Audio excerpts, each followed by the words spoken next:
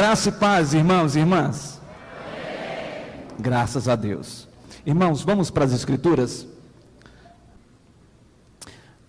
Continuando na exposição de Efésios, por gentileza, capítulo 3. Efésios, capítulo 3.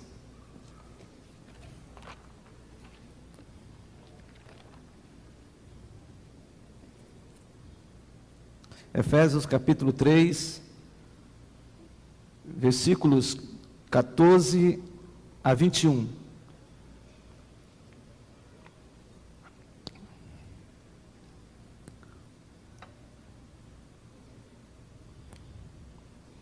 Efésios, capítulo 3, versículo 14. Vamos ler a palavra, queridos? Por esta causa, me ponho de joelhos diante do Pai, de quem toma o nome toda a família, tanto no céu como sobre a terra, para que, segundo a riqueza da sua glória, vos conceda que sejais fortalecidos no poder, mediante o seu Espírito no homem interior, e assim habite Cristo no vosso coração pela fé, estando vós arraigados e alicerçados em amor, a fim de poderdes compreender com todos os santos qual é a largura e o comprimento e a altura e a profundidade, e conhecer o amor de Cristo que excede todo entendimento, para que sejais tomados de toda a plenitude de Deus. Ora, aquele que é poderoso para fazer infinitamente mais do que tudo quanto pedimos ou pensamos, conforme o seu poder que opera em nós, a ele seja a glória, na igreja e em Cristo Jesus, por todas as gerações, por todo sempre, para todo sempre. Amém. Vamos orar, queridos. Baixa só um pouquinho o meu retorno, por favor, querido. Senhor, nós queremos glorificar o seu nome. Pedimos que o Senhor venha nos iluminar. Pedimos que o Senhor venha trazer à nossa mente, o nosso coração, propósito da sua palavra.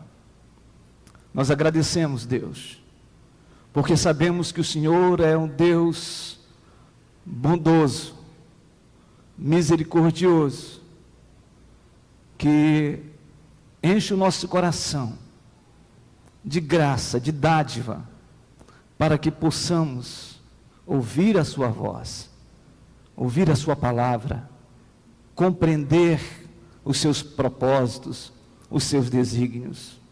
Senhor, eu te louvo porque o Senhor está neste lugar, e a sua presença, ela é real, porque a sua palavra diz, onde houver 2 ou 3 reunidos no seu nome, o Senhor está presente. E nós cremos que o Senhor está aqui para encher o nosso coração de fogo e fazer com que as nossas mentes sejam iluminadas. Senhor, faz isso para a glória do teu nome, nesta tarde, em nome de Jesus. Amém, Senhor. Quero começar esta mensagem com uma frase, uma oração feita por C.S. Lewis, pensador cristão, que influenciou uma geração do século XX e continua ainda influenciando essa geração, um apologeta do pensamento cristão. Ele fala sobre a oração o seguinte: as minhas orações não mudam a Deus, mudam a mim mesmo. Vou repetir. As minhas orações não mudam a Deus, mudam a mim mesmo. Meus irmãos, minhas irmãs, nós estamos diante da segunda oração que Paulo faz ao Senhor pelos Efésios. A primeira oração está no capítulo 1, versículo de número 15 a 23. E nesta oração que Paulo intercede pelos Efésios a Deus. O foco dele é que os efésios compreendam, entendam a respeito do Deus Pai Todo-Poderoso que nos alcançou e nos fez agentes eleitos pela sua graça. Que através de Jesus Cristo, e somente por Jesus Cristo, nós temos hoje a redenção. E eu e você, como os efésios, fomos selados pelo Espírito Santo de Deus. É isso que ele fala em Efésios capítulo 1, versículo 13. Em quem também vós, após ouvirdes o evangelho da verdade, o evangelho da vossa salvação, e tendo nele crido, foste selado com o Santo Espírito da promessa. Então a oração de Paulo é uma oração por iluminação, para que os efésios compreendam, entendam que eles foram eleitos, redimidos e selados pelo Senhor. Nesta segunda oração, a oração que nós lemos, é uma oração por capacitação. Na verdade, é a mais gloriosa oração que os estudiosos mencionam a respeito dos escritos paulinos. É a oração mais ousada, intrépida. É a oração que conjuga todos os atributos de Deus.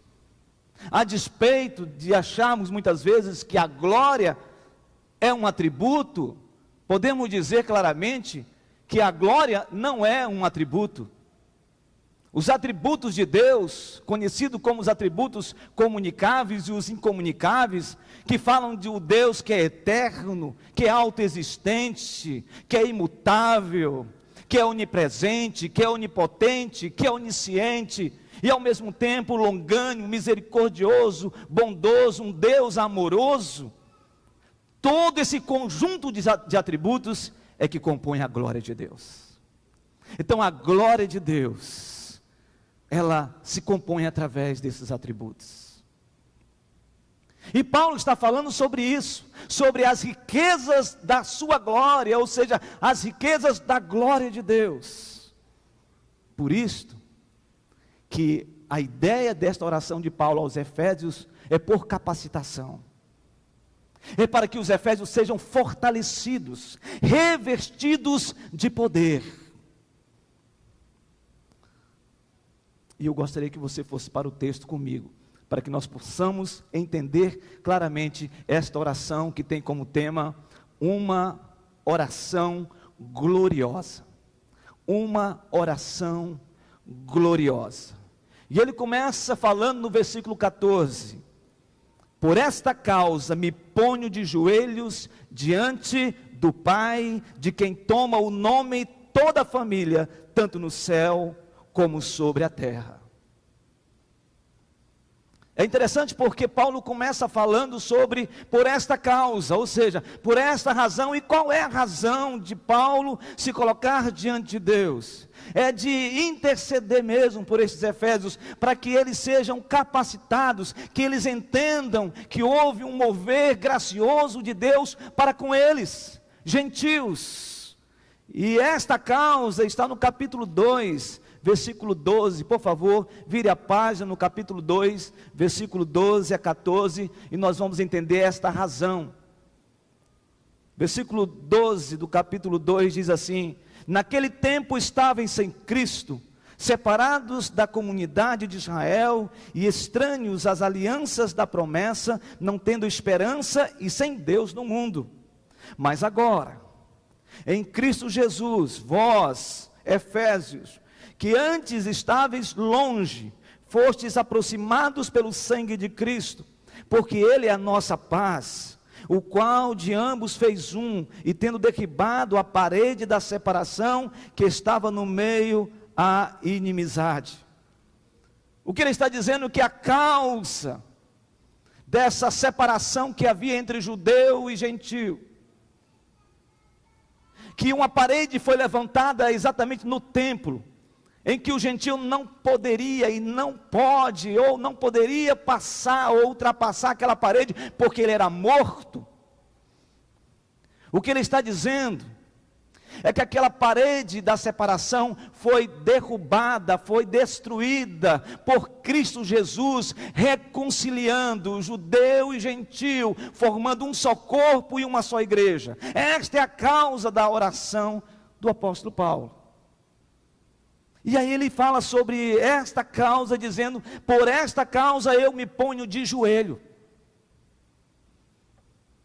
O judeu ortodoxo, ele sempre, na maioria das suas orações, são orações de pé.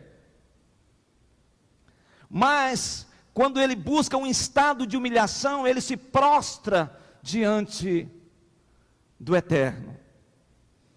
O que o texto está dizendo é que Paulo se ajoelha, se humilha, se prostra diante de Deus, clamando pelos efésios, suplicando pelos efésios. Ele se põe em estado de humilhação, ele se joga aos pés, coloca os joelhos, se prostra e clama ao Senhor pelos efésios.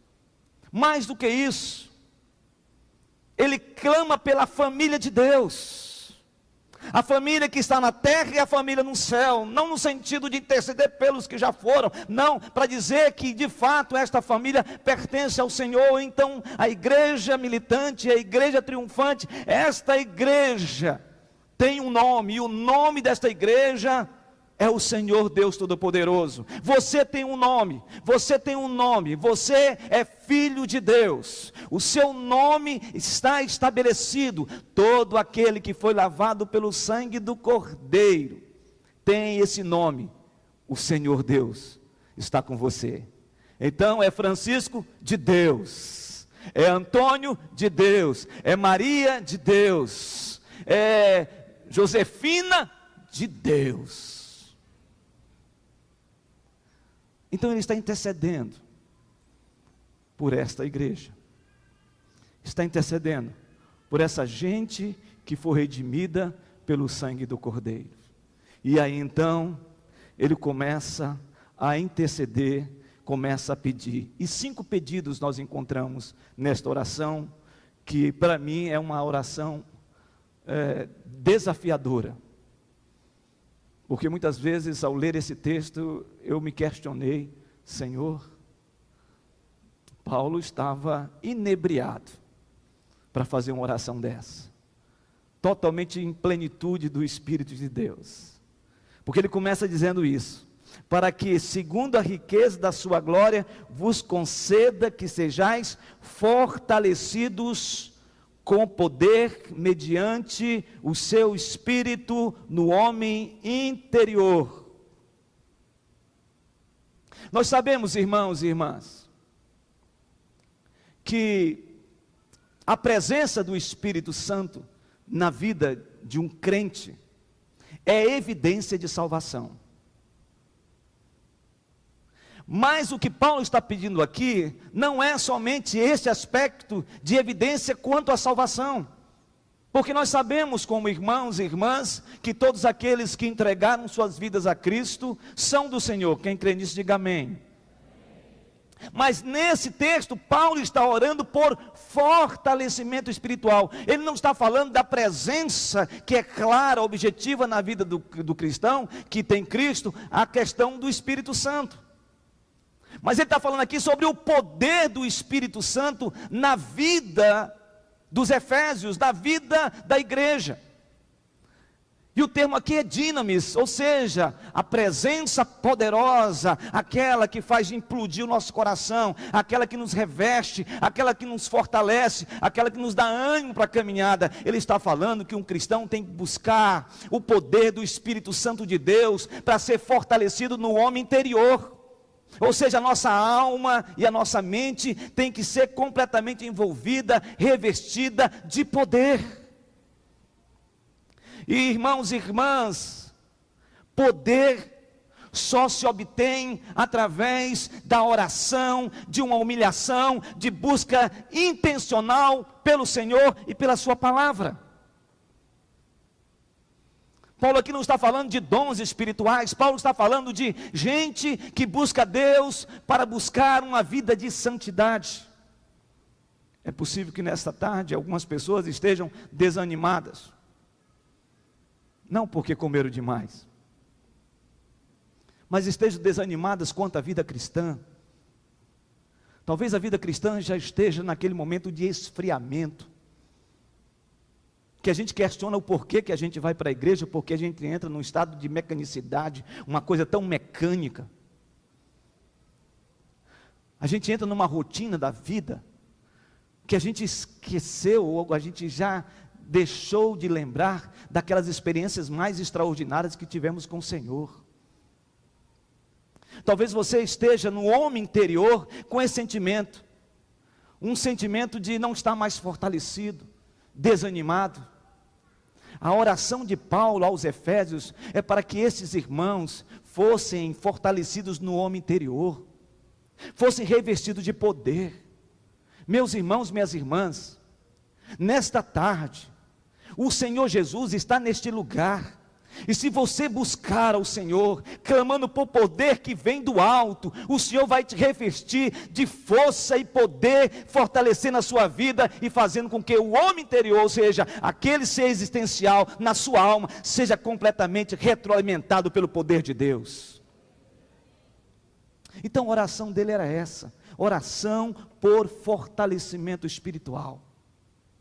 Mas o texto fala claramente isso: vocês sejam fortalecidos com poder mediante o seu espírito no homem interior. E aí ele entra na segunda petição que ele faz a Deus. A segunda petição, diz o texto lá no versículo 17, observe: e assim habite Cristo no vosso coração pela fé.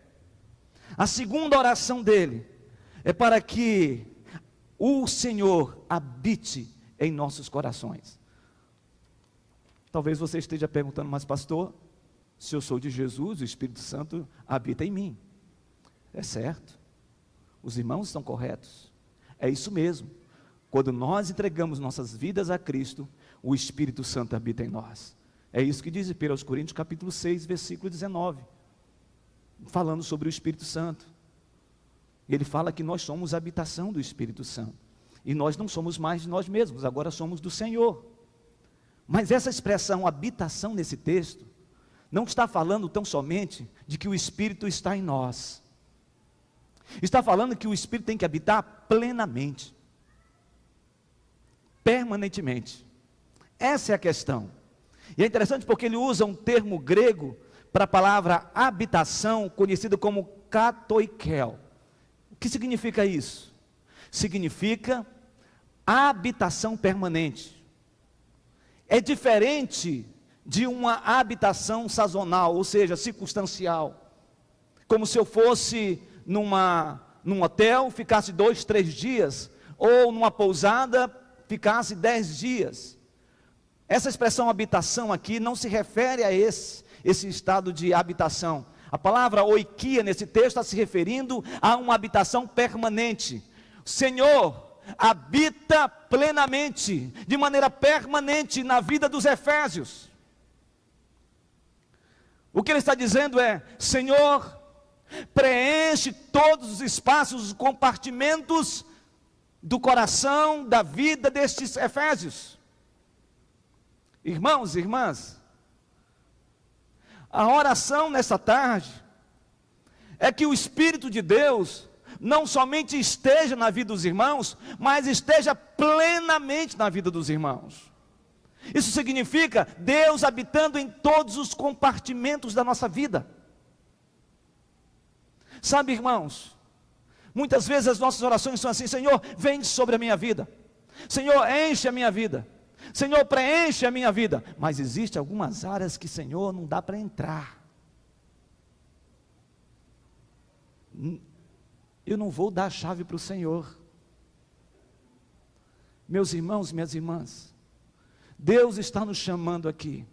Paulo está fazendo uma oração para que o Espírito de Deus, Jesus Cristo, habite plenamente em nós. E a pergunta aqui é: qual é o cômodo da sua vida que ainda Jesus não está habitando? Qual é o porão existencial que Jesus ainda não entrou, porque você não permite que ele entre? Será que é aquele quarto da pornografia? Será que é aquele escritório onde as negociatas são completamente incoerentes, não corretas, pecaminosas e que desagradam ao Senhor? Será, irmãos, que essa palavra muitas vezes falada sobre alguém ou sobre outros, que nós muitas vezes usamos, palavras malditas e mal faladas? Irmãos, aonde que falta Jesus habitar plenamente em nós? Talvez nós estejamos precisando ouvir a respeito disso. Tem muita gente que diz assim: eu não tenho problema, pastor, beber socialmente é uma coisa tranquila, porque eu não tenho dificuldade. E a pergunta que eu faço é: se você não tem dificuldade com a bebida, por que você não para com ela? Por que que as baladas ainda continuam ainda dentro da sua vida como um porão? Esse cômodo, Senhor, não dá para entrar, porque tem um porão aqui. E aí eu descobri que tem um porão do alemão, agora eu entendo isso. Então, se eu vou no porão do alemão, é porque eu continuo trancado, trancafiando ainda, com chave ainda de ouro, esse porão aqui dentro. Cristo não está dominando completamente, Cristo não está habitando plenamente. E a oração de Paulo aqui é essa: Senhor, habite plenamente na vida desses homens. Irmãos e irmãs, a minha oração nesta tarde é que o Senhor venha habitar plenamente nas nossas vidas, em nome de Jesus. Que oração extraordinária é essa? Que oração poderosa é essa? Senhor, habita. Ou seja, Paulo ora para que os efésios sejam completamente seres onde, dentro das suas vidas, quem habita é Cristo. Mas ele continua orando, intercedendo. E o terceiro pedido de Paulo em relação aos efésios é que ele ora por profundidade no amor fraternal. Versículo 17 diz assim: e assim habite o vosso coração pela fé, estando vós arraigados e alicerçados em amor. Ele usa duas figuras aqui interessantíssimas para falar dessa profundidade. Ele usa um aspecto da natureza, ou seja, da botânica aqui, que é a árvore. E ele usa a arquitetura para falar sobre um edifício. Ele diz, e a oração dele é: Senhor, que os efésios, esse povo que vivia longe do Senhor, esse povo que tinha outros envolvimentos com magia negra, com satanismo, com todo tipo de obras malignas, esse povo foi redimido pelo Senhor. A minha oração é que eles sejam como árvore e com raízes profundas, arraigadas, enraizadas, exatamente como foi a oração, ou melhor, como o Salmo de número 1 está falando. Ele é como a árvore, esse homem bem-aventurado, que coloca realmente as suas raízes mais profundas, e no devido tempo frutifica de uma maneira extraordinária e exponencial. Ele é como um edifício que tem um fundamento sólido, firme, que não se abala, como diz Mateus capítulo 7, versículo 24, sobre os fundamentos, dizendo que um homem prudente é aquele que constrói uma casa não sobre a areia, mas sim sobre a rocha. E vem os ventos, o rio, tempestade, bate, não derruba a casa, porque ela está firmada sobre a rocha. Esta é a oração por profundidade. Para quê? Para que esses irmãos sejam alicerçados, sejam enraigados no amor. No amor. Irmãos, é tranquilo a gente gostar de quem gosta da gente. Não é verdade? Quando a gente fica de pé na hora da comunhão, quem está aqui em cima vê algumas cenas interessantes. Fique de pé, agora cumprimente o seu irmão. O marido está do lado da esposa, faz, acabou. Um irmãozinho, uma irmãzinha que se conhece há 20 anos, eu te amo.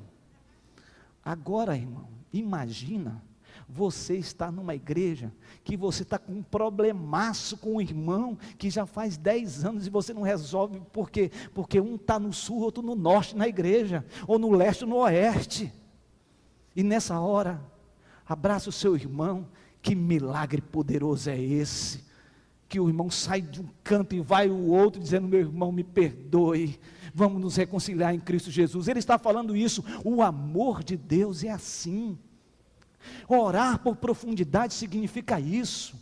A gente está tão fundamentado no Senhor, na rocha, enraizado de tal maneira, é tão profundo, que a nossa relação é tão extraordinária, que a gente é capaz de se levantar e começar a amar quem a gente não ama mesmo. Essa é a oração que Paulo está fazendo aos Efésios. Por que ele fez isso? Porque lá a batalha era grande, a situação não era fácil.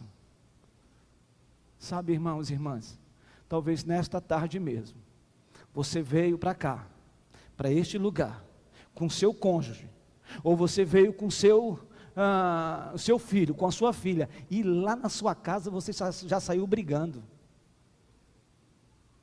E tem alguns crentes interessantes nessa área, porque eles se transformam quando chegam no santo templo do Senhor. O pau está quebrando em casa, mas quando chega aqui é santo de Israel. Arruma criança para lá, criança para cá, aquela coisa toda, arruma o cabelo crespo, puxa, ajeita, pai, ajeita esse cabelo, pai, meu cadastro, ajeita o cadastro, o sapato, aquela coisa toda, o cara já vem 4 horas da tarde, o suor daquele transpirando profundamente, não somente no corpo, mas na alma. E aí ele vem, e aí o santarrão encontra o sinal que está quase saindo daquela fase do verde para o vermelho, e fica naquela coisa assim, meio que laranja ainda, ele passa, e a criança diz, pai, fica calado agora, que negócio é comigo. E aí quando ele chega na igreja, pega a mulher, coloca, e a mulher olha para ele agora, mas ele faz isso, criança tudo lá, escadinha de Jesus, 1, 2, 3, e ele entra na igreja, e aí o pastor Zé João chega e fala, e como é que você está, meu irmão? Ele diz, na bênção. Irmãos, Paulo está orando, para que haja amor entre os irmãos, amor entre as famílias. Sabe, tem muita gente que está sofrendo disso, ausência de amor, então ele ora, clamando, Senhor, que sejam como árvore, que sejam como árvores, sejam como edifícios, que sejam enraizados e firmados no amor de Cristo. Irmãos, Igreja Presbiteriana de Manaus, que sejamos enraizados e alicerçados em Cristo Jesus, e que Ele transborde a nossa vida nessa tarde de um amor extraordinário, a ponto de nos constranger, e que haja nesta tarde confissão de pecado, de reconciliação, de relacionamento. Você não sai daqui desta tarde, se o seu irmão estiver aqui nesta tarde com você, e você está em litígio com ele, com problema, com esse amado, você não pode sair daqui e nem participar da ceia sem antes ir lá e abraçá-lo, pedir perdão, se reconciliar, e o inimigo vai cair por terra e você vai ser vitorioso em Cristo Jesus, para a glória de Deus. Você crê nisso? Queridos irmãos, o texto fala sobre isso. Quarto pedido: Paulo ora por conhecimento do amor de Cristo e suas dimensões. Versículo 18: a fim de poderdes compreender com todos os santos qual é a largura e o comprimento, a altura e a profundidade, e conhecer o amor de Cristo que excede todo entendimento. Agora Paulo vai orar por conhecimento. Esse conhecimento que Paulo está orando aqui, não é um conhecimento intelectual. Lógico, isso faz parte da nossa perspectiva cognitiva, de entendimento, de compreensão. Nós precisamos ter essa capacidade de absorver o que está sendo falado, o que está sendo compartilhado, o que está sendo ministrado. Mas esse conhecimento que Paulo fala no versículo 19, e conhecer o amor de Cristo, ele está falando de um conhecimento experimental, relacional. Ele está falando de uma experiência.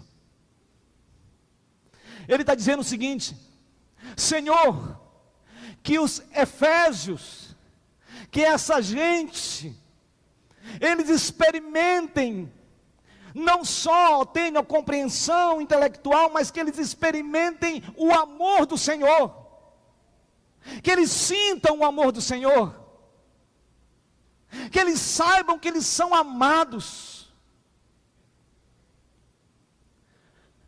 É um amor empírico mesmo, concreto, material no sentido de experiência.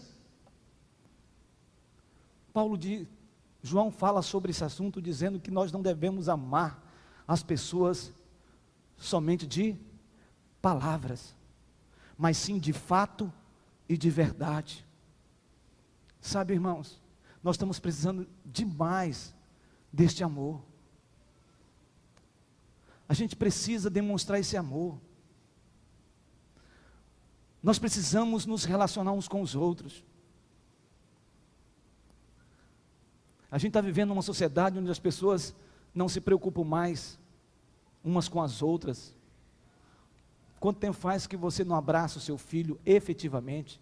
Quanto tempo faz que você não fala, não expressa um carinho, um amor para com uma pessoa? Quanto tempo faz que você não abraça uma pessoa que está passando por uma aflição profunda? As igrejas estão se tornando gélidas, frias. As pessoas estão se tornando assim individualistas, não se preocupam mais umas com as outras, não sentem mais as dores uns dos outros. E nós corremos um risco, como igreja que está crescendo, a sermos uma igreja fria nos relacionamentos. Não temos mais relacionamentos interpessoais.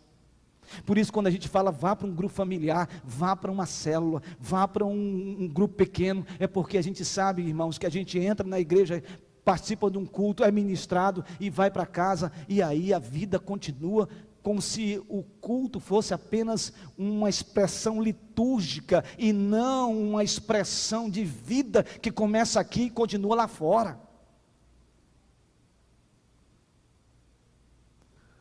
Ele está dizendo isso, é necessário que a gente tenha o entendimento de uma experiência relacional. Tem gente que diz assim, pastor, não gosto desse negócio de levantar, abraçar, pegar na mão. Tudo bem, não tem problema nenhum, tem a ver com a personalidade das pessoas. Não é só abraçando e pegando na mão de alguém que a gente expressa esse conhecimento relacional. Mas a gente pode demonstrar de outras maneiras. Ligando para o irmão e perguntando para ele, como é que você está? sabendo que o irmão está passando necessidade na igreja. Tem crente que sabe que irmãos estão passando dificuldade na igreja, e o cara tem um escorpião no bolso, ele não tira a mão do bolso, porque está ali o negócio, não abençoa, não vai ao encontro das pessoas. Eu vou repetir aqui, irmãos, não é razoável nós falarmos de amor, se nós não demonstrarmos amor de fato e de verdade.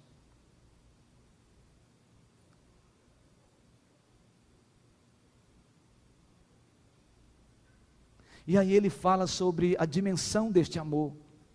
Ele diz assim: qual é a largura, e o comprimento, e a altura, e a profundidade? Aqui é uma questão de muitos teólogos não desejam aprofundar a discussão desses 4 aspectos do amor, mas John Stott, ele fala sobre esses 4 aspectos do amor, desse amor de Cristo, de uma maneira tão extraordinária, que eu quero chamar a atenção. Primeiro ele diz assim, sobre a questão do cumprimento deste amor, sobre a largura deste amor, sobre a profundidade deste amor, e sobre a altura deste amor. Sobre a largura ele diz do amor de Cristo, ele é suficiente para alcançar a totalidade da humanidade.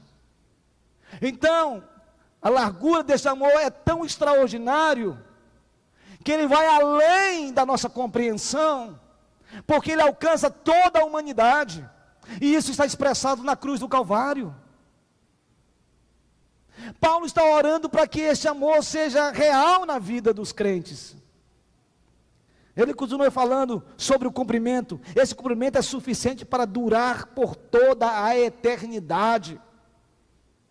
Este amor é capaz de durar por toda a eternidade. Você entende isso? Irmãos, ele está orando para que os crentes tenham este amor, um amor tão grande que transcende judeu, gentil, qualquer tipo de gente, qualquer tipo de raça, qualquer tipo de pensamento. Ele diz claramente que nós devemos amar além desta compreensão. E aí eu quero abrir aqui um parêntese. Nós não concordamos e não aceitamos que alguém viva sob a síndrome e o espectro da homossexualidade, porque a Bíblia condena. Mas também é verdade que por causa disso, tem muita gente usando esse artifício apologético para não amar as pessoas que sofrem dessa luta, dessa batalha.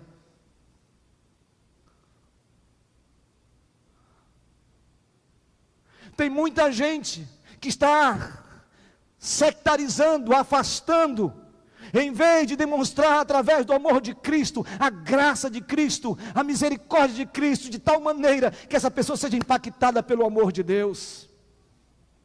E olha, irmãos, eu creio nisso. Eu creio nisso porque Deus fez isso comigo, no meu ministério. No meu ministério.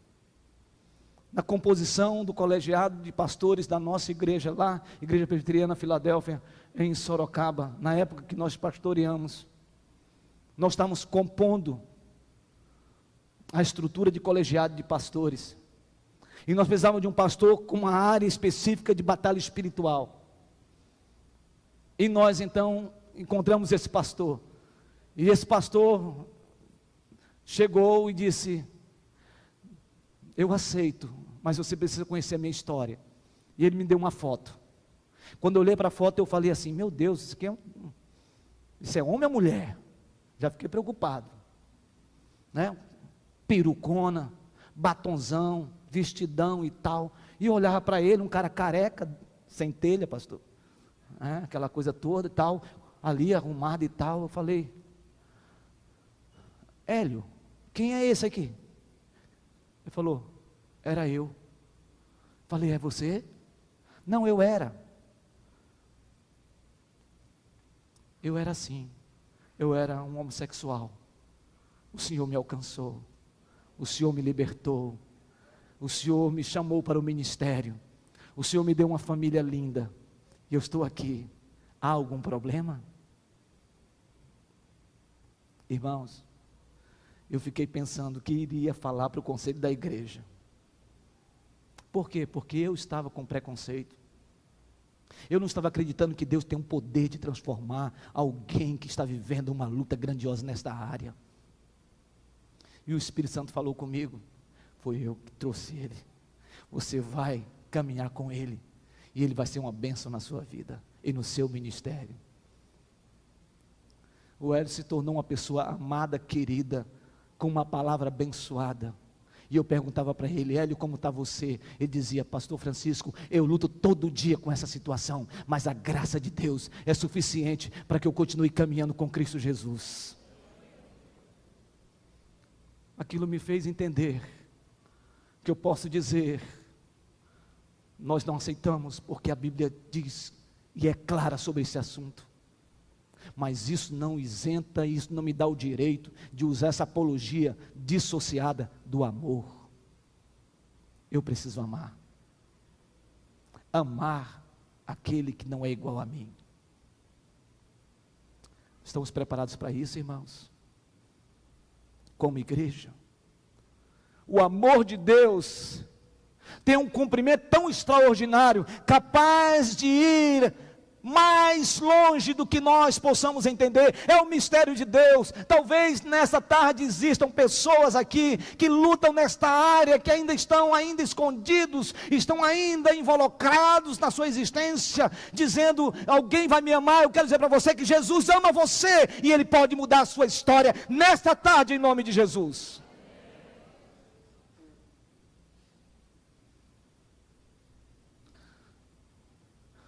Sob a profundidade do amor de Cristo, é suficiente para alcançar o mais vil pecador. É tão profundo o amor de Deus, que é capaz de alcançar a pessoa que se sente incapaz de ser amada. Se você se sente incapaz, por causa de tantos pecados, de tantas lutas, de tantas dificuldades que você tem, que você se esconde, que você vem para a igreja num estado de hipocrisia, se escondendo atrás, muitas vezes de uma fachada, de uma moldura que não é você, mas você vem porque quer ouvir algo que seja tocante no seu coração. Eu quero dizer para você que o que é tocante no seu coração, e quem pode tocar no seu coração, é o amor de Deus. Ele ama você, Ele não desiste de você. E se você se sente assim, incapaz, alguém que tem um pecado tão grandioso da sua perspectiva, que você mesmo acha que você não pode ser alcançado pela graça, vou dizer para você, você está redondamente enganado. Sabe por quê? Porque o amor de Deus, Ele é imensurável.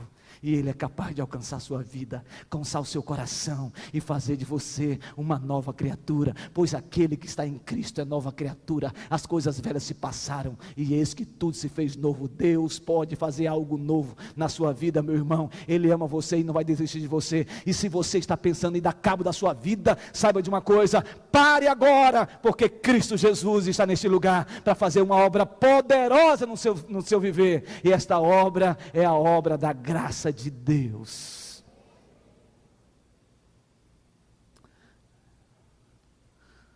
Sabe, irmãos, essa é a profundidade do amor, e aí vem a altura do amor de Cristo.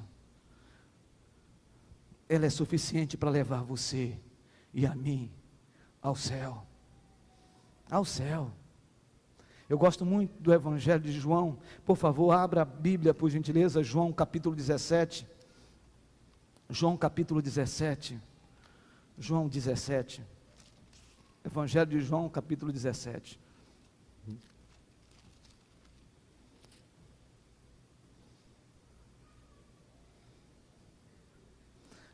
Versículo 24. Podemos ler juntos? João capítulo 17, versículo 24. Leiamos. Pai, a minha vontade é que onde eu estou, estejam também comigo os que me deste, para que vejam a minha glória que me conferiste, porque me amaste antes da fundação do mundo. Esse é o desejo de Deus. Esse é o desejo de Deus para com você. Ele quer conduzir você até o céu. E isso só pode acontecer mediante a graça de Cristo. Só por Cristo. Eu sou o caminho, disse Jesus, a verdade e a vida. Ninguém vem ao Pai, senão por mim. E ele então encerra esta oração gloriosa com o quinto pedido.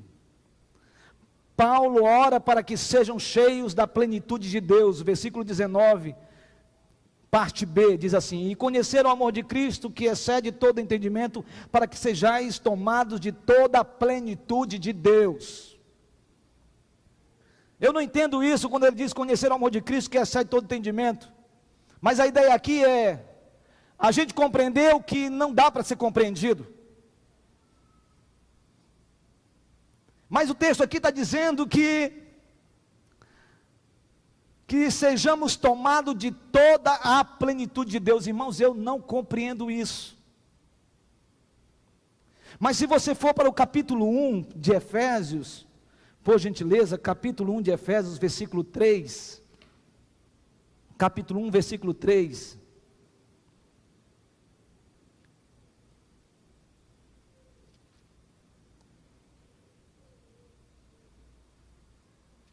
Fala sobre: bendito Deus e Pai de nosso Senhor Jesus Cristo, que nos tem abençoado com toda sorte de bênção espiritual nas regiões em Cristo Jesus. Isso é algo extraordinário.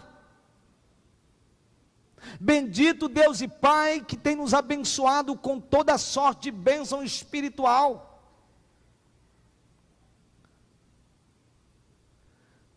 Ele está falando aqui de algo tão grandioso, porque ele fala sobre a plenitude de Cristo, ele fala sobre a plenitude do Pai, e aí no capítulo 5, versículo 18, ele fala sobre a plenitude do Espírito, enchei-vos do Espírito, ou seja, Pai, Filho e Espírito Santo, sendo pleno na vida da igreja, com bênçãos espirituais, extraordinárias. Você já imaginou ser totalmente preenchido pela presença do Pai, do Filho e do Espírito Santo? Eu não consigo imaginar isso. A palavra plenitude nesse texto, porque Efésios, se tem um tema que ele usa e ele aborda muito, é sobre plenitude. A palavra plenitude vem de uma palavra grega chamada plerou. Plerou significa transbordar, encher. Ele está dizendo: Igreja Presbiteriana de Manaus, sejam cheios da presença do Pai, do Filho e do Espírito Santo. Igreja de Manaus, sejam cheios da presença, transbordem, se deleitem com a presença do Espírito de Deus, com a presença do Pai e com a presença de Jesus. Eu não consigo entender isso. Logo eu, Francisco, pecador, indigno, nós todos. Mas essa oração de Paulo é que sejamos cheios, que transbordemos. E aí ele conclui, capítulo 3, ele conclui com uma doxologia. O que é doxologia? A palavra doxa significa glória, logia estudo, ou seja, ensino sobre a glória. Então ele vai falar sobre a glória de Deus, e ele começa falando assim: ora, aquele que é poderoso para fazer infinitamente mais do que tudo quanto pedimos ou pensamos, conforme o seu poder que opera em nós. Ou seja, depois que ele pediu fez os 5 pedidos, agora ele diz que tudo isso Deus pode fazer infinitamente mais. E aí podemos ficar todos de pé agora, por gentileza. Todos nós vamos ficar de pé. E abra o seu texto bíblico. No texto, por favor. Ora, aquele que é poderoso para fazer infinitamente mais do que tudo quanto pedimos ou pensamos, ou seja, Ele é capaz de fazer muito mais na sua vida, na minha vida, na sua casa, na sua família, no seu lar, no seu sonho, nos seus projetos. Ele é poderoso para fazer isso. Por quê? Porque Ele tem esse poder de operar em nós. E aí o versículo 21 termina com essa doxologia. Vamos ler juntos? A Ele seja a glória na igreja e em Cristo Jesus, por todas as gerações, para todos sempre. Amém. que esta palavra seja uma realidade na sua vida e que nós possamos continuar orando esta oração poderosa, esta oração gloriosa em Cristo Jesus. Encerro dizendo aquilo que C.S. Lewis disse: as minhas orações não mudam a Deus, mudam a mim mesmo. Que esta oração aqui feita por Paulo possa mudar a minha vida e a sua vida, em nome de Jesus. Amém. Vamos orar, queridos. Obrigado, Senhor, por esta tarde preciosa. Obrigado porque o Senhor é bom e a sua misericórdia dura para sempre. Nos faça, Senhor Deus, ouvir esta oração, não só uma oração feita para os Efésios, mas uma oração feita para nós, Igreja Presbiteriana de Manaus. Que saímos aqui, ó Deus, sabendo claramente das riquezas insondáveis do Senhor, da graça do Senhor, e que seja assim na vida dos meus irmãos e das minhas irmãs, que todos aqui sejam fortalecidos, que Cristo habite em nós, que sejamos como árvore e como edifício alicerçados, enraizados no Senhor, que possamos experimentar do grande amor de Cristo e que possamos viver para sempre na sua presença, porque ao Senhor pertence a glória, o louvor pelos séculos dos séculos, em nome de Jesus. Amém, Senhor. Que Deus nos abençoe.